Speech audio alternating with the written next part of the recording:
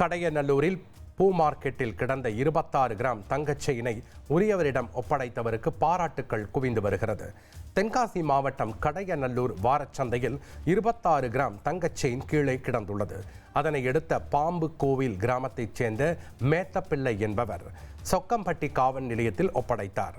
பின் அது உரிமையாளரான மீனாட்சிபுரம் கனகராஜ் என்பவரிடம் ஒப்படைக்கப்பட்டது.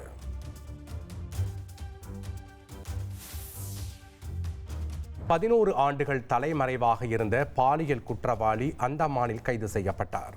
தருமபுரி மாவட்டம் கட்டம்பட்டி கிராமத்தைச் சேர்ந்த கோவிந்தசாமி எனும் நபர் இளம்பெண்ணை பாலியல் வன்கொடுமை செய்த வழக்கில் 2014 கைது செய்யப்பட்டார். ஜாமீனில் வெளிவந்த கோவிந்தசாமி தலைமறைவானார். 10 வருடங்களுக்கு பிறகு 2024 கைது செய்யப்பட்டவர் மீண்டும் ஜாமீனில் வெளிவந்து மறுபடியும் தலைமறைவானார். இந்நிலையில் அந்தமானில் பதுங்கியிருந்த கோவிந்தசாமி கைது செய்யப்பட்டு தற்போது செங்கல்பட்டு சிறையில் அடைக்கப்பட்டுள்ளார்.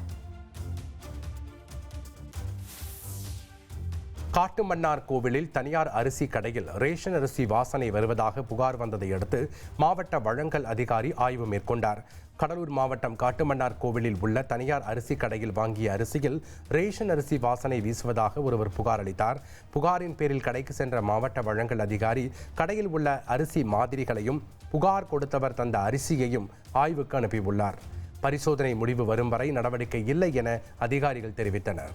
உதகை அருகே சாலையில் நடமாடிய சிறுத்தையை சுற்றுலா பயணிகள் கண்டு ரசித்தனர். நீலகிரி மாவட்டம் உதகை அருகே உள்ள மசனகுடி பகுதியில் புலி, சிறுத்தை போன்ற வன விலங்குகளின் எண்ணிக்கை அதிகரித்து வருகிறது.